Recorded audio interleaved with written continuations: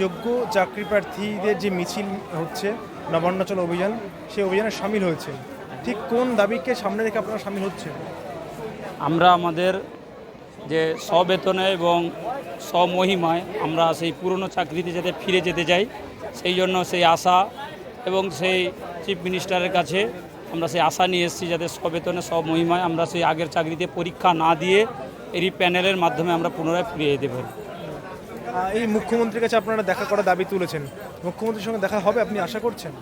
সেই আশায় তো বসে আছি, উনি আমাদের দিকে তাকিয়ে আশা করি দেখা করবে, সেই আশাতেই আমরা এখনও বসে আছি, আমরা রাজপথ ছাড়িনি।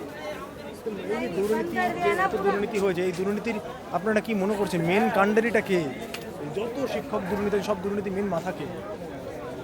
এখন মেন মাথা টোটাল এডুকেশান সিস্টেমের মধ্যে যিনারা জড়িত আছেন, আমি বলবো আমাদের যিনি চেয়ারম্যান, যিনি আমাদের রেকমেন্ড করেছিলেন, যিনি আমাদের অ্যাপয়েন্টমেন্ট লেটার দিয়েছিলেন প্রেসিডেন্ট, এবং যিনি আমাদের চিফ সেক্রেটারি, যিনি আমাদের প্রিন্সিপাল সেক্রেটারি, কমিশনার, টোটাল সিস্টেমটাই জড়িত আছে আমাদের এই চাকরিটা চলে যাওয়ার জন্য। টোটাল সিস্টেমটাই জড়িত আছে আমাদের এই চাকরিটা চলে যাওয়ার জন্য। আপনারা কোনো এই যে রাজ্য সরকার এরকম দুর্নীতি করছে, একের পর এক মুখ্যমন্ত্রীর বিরুদ্ধে অভিযোগ করছেন, রাজ্য সরকার কেন করছে, কেন, কিসের জন্য আপনার কি মনে হয়? মুখ্যমন্ত্রী দুর্নীতিকে প্রশ্রয় কেন দিচ্ছে? যিনাদের কাছ থেকে টাকা নিয়েছেন যদি আলাদা লিস্ট দেওয়া যায় তা তিনাদের কাছ থেকে টাকা ফেরত দিতে হবে, এবং যিনারা টাকা দিয়েছিলেন তাদের ঘর ঘেরাও করবে।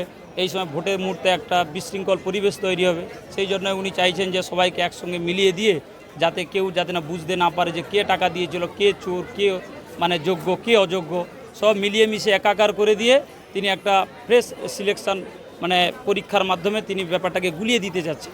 কিন্তু আমরা কোনোভাবেই নতুন পরীক্ষা দিয়ে আমরা কোনোভাবেই আর পরীক্ষা দেব না, এবং কিভাবে আমরা রিপ্যানেল এবং রিভিউর মাধ্যমে পুরনো চাকরিতে ফেরত যেতে পারি সেই আশায় আমরা আজকের এসেছি, জমায়েত হয়েছি এবং থাকব।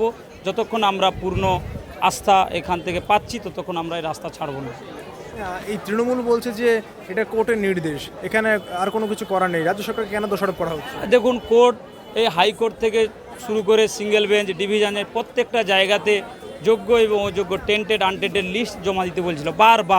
বারবার রাজ্য সরকারের কাছে হলফনামা আছে, লিস্ট জমা দিতে বলছিল, কিন্তু কোনোভাবেই লিস্ট দিয়ে কোর্টকে সন্তুষ্ট করতে পারে না। সেই কারণেই কোর্ট হচ্ছে এই ডিসিশনটা নিতে বাধ্য হয়েছে। যদি লিস্ট এখনও পর্যন্ত রিভিউর মাধ্যমে যদি আমাদেরকে চাকরিতে 31 ডিসেম্বর পর্যন্ত বহাল রেখেছে 15,403 জনকে, সেই লিস্ট এখনও পর্যন্ত যদি সার্টিফাই করে দিয়ে দেয় তবুও রিভিউর মাধ্যমে আমাদের চাকরি ফেরত আসবে বলে আমাদের পূর্ণ আস্থা আছে। মুখ্যমন্ত্রীকে কোনো দাবি রাখবেন মুখ্যমন্ত্রীর কাছে?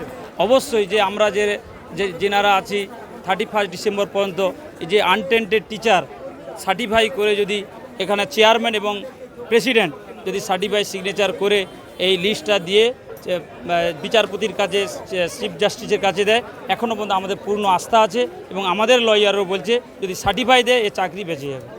মুখ্যমন্ত্রী যে ভাতার রাজনীতি করে, আপনি দেখলাম গ্রুপ সি, গ্রুপ ডি কোটার চাকরি একটা ভাতার সিস্টেম করেছে, সেটা কোর্টের নির্দেশে অন্তর্বর্তী স্থগিতাদেশ চলছে, মানে উনি কি ভাতার রাজনীতি করছেন নাকি? কোনোভাবেই আমরা ভাতা চাচ্ছি না, আমরা রীতিমতোভাবে ফর্ম ফিল আপ করে রীতিমতো যোগ্যতার প্রমাণ দিয়ে পরীক্ষা এসেছি। আমরা ভাতা চাই না, আমরা চাই আমাদের সব বেতন চাই, আমরা না ভাতা আমরা কোনোভাবেই চাই না, আমরা আমাদের পূর্ণ বেতন চাই, সব মহিমায় আমরা সেই পূর্ণ চাকরিতে আমরা ফেরত যেতে চাই, কোনোভাবেই ভাতা আমরা চাচ্ছি না। না, কোনো ভাতা আমরা চাচ্ছি না। আমরা ভাতা নেব কেন? আমরা কি মানে পঙ্গু? আমাদের কি মেরিট নেই? আমরা কি যোগ্যতা নেই? আমরা কি পরীক্ষা দেইনি? আমাদের কি কোয়ালিফিকেশান নেই? আমরা ভাতা নেব কেন? ভাতা কাকে দেয়? যে পারে না, দুর্বল, অসহায়, তাকে ভাতা দেয়। আমরা ভাতা নেব কেন? আমরা পরীক্ষা দিয়ে রীতিমতো বিভিন্নভাবে রিটিন কোয়ালিফাই করেছি, আমরা মেরিট লিস্টে এসেছি, আমরা ইন্টারভিউ দিয়েছি, আমরা ভাতা নেব কেন? আমরা কি পঙ্গু? আমরা কি অচল? পঙ্গু, দুর্বল, অসহায়, তাদেরকে মানুষ ভাতা দেয়। আমরা কি পঙ্গু, অসহায়, অচল? আমরা ভাতা নেব কেন? একটা প্রশ্ন খোলাখুলি দাদা করছি, আমরা মানে যেমনটা অভিযোগ ওঠে রাজ্য সরকারের বিরুদ্ধে, যে রাজ্য সরকার সবসময় বলে যে আমরা মুসলিমদের জন্য সবসময় সবথেকে বেশি উন্নয়ন করেছি। আপনিও একজন ইসলাম ধর্মাবলম্বী মানুষ, আপনিও আজকে পথে নামলেন নিজের হকের চাকরি দাবিতে, কিসের জন্য? না দুর্নীতি। তাহলে আপনি যে মুখ্যমন্ত্রী যেমনটা বলে যে আমরাই মুসলমানদের একমাত্র উন্নয়ন করেছি, এটাকে মানেন আপনি? মুসলিমদের কি উন্নয়ন করেছে আমি তো ঠিক বুঝতে পারছি না। যদি আমার উন্নয়ন হতো তার আমি কি এখানে আসতাম? আমাকে তো দেখতে পাচ্ছেন আমি একজন মুসলিম ধর্মাবলম্বীর একজন পরীক্ষার্থী, তো যদি উন্নতি করে আমি এখানে আসবো কেন? এর তো সমাজ দেখছে, ওপেন ক্যামেরা দেখছে, আমরা পরীক্ষা দিয়ে রীতিমতো আমরা হ্যাঁ ইন্টারভিউ দিয়ে ভাইবা দিয়ে আমরা রীতিমতো মানে পরীক্ষায় আজকে মানে 6 থেকে 7 বছর আমাদের চাকরি হয়ে গেল, তারপরে আমাদের চাকরি চলে গেল। এটা কী ধরনের উন্নতি, কী ধরনের আমাদের কি করে আমি কিছুই খুঁজে পাচ্ছি না। আমি আপাতত আমি বুঝতে পারছি কি। মানে আপনি বলতে চাইছেন যে মুখ্যমন্ত্রী যে দাবিটা করে যে মুসলমানদের জন্য আমরাই শুধু একমাত্র উন্নয়ন করেছি, সেটা আখেরে কোনো কিছু করেনি উনি। কী করেছে আমি তো আপাতত আমি আমার মেরিটে বা আমি আমার নজরে আমি দেখতে পাচ্ছি না। আমাদের যদি উন্নতি করে আমাদের কি অবস্থা, কি ভাতা, কোনো ভাতা দিবে কেন? ভাতা আমাদের দরকার নেই। কিসের জন্য ভাতা দিবে? ভাতা কোনোভাবে ভাতা দরকার নেই।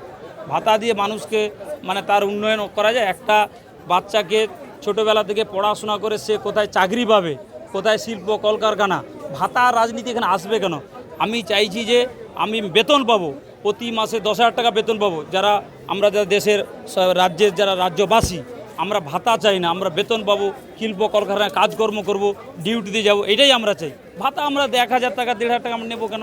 500 টাকা 1,000 টাকা আমি কোনোভাবে আমরা ভাতা চাই না। শিল্প কলকারখানা হবে, মানুষজন সেখানে কাজ করবে, সংসার সংগ্রাম করবে, এটাই তো চাই। এটাই তো একটা রাজ্যবাসী, একটা দেশের নাগরিকের প্রধান আশা, প্রধান উদ্দেশ্য। একটা ছোটোবেলা থেকে স্কুল কলেজে একটা বাচ্চাকে পড়াশোনা মুখ্যমন্ত্রী মিথ্যা কথা বলে আপনাদেরকে, মানে আপনাদেরকে ভুল বুঝিয়ে মিথ্যা কথা বলে যে আমি একমাত্র মুসলমানদের উন্নয়ন করেছি, এটা মিথ্যা কথা।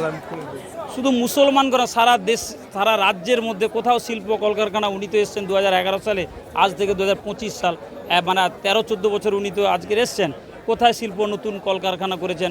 কোথায় নতুন নিয়োগ, যে নিয়োগপত্রগুলো যে এসএসসি 2011 সালে একবার নিয়োগ হয়েছে, 2016 সালে নিয়োগ হয়েছে, আজকের 9 বছর পরে 10 মধ্যে আজকের বেহাল অবস্থা, রাস্তার মানে এই অবস্থা।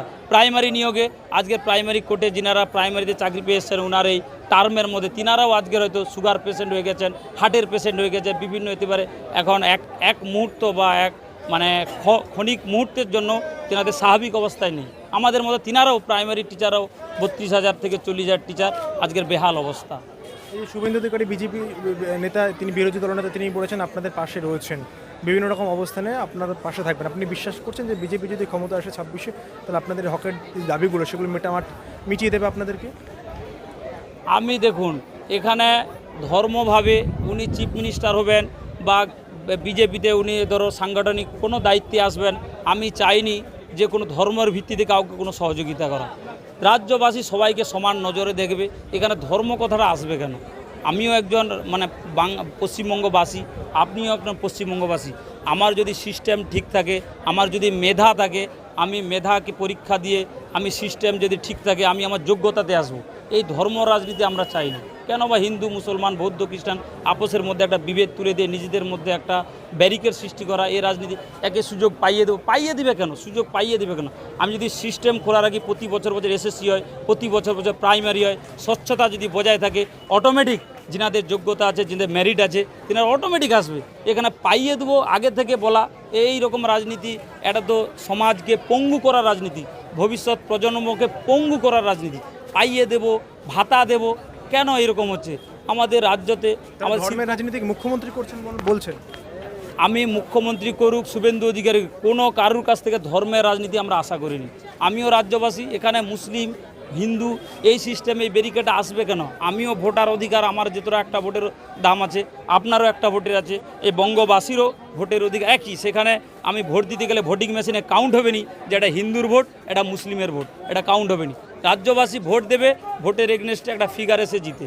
এখানে হিন্দু মুসলমান এই সিস্টেমটা এসে আপসের মধ্যে একটা পাইয়ে দেওয়া, এই রাজনীতিটা আমরা পছন্দ করি না।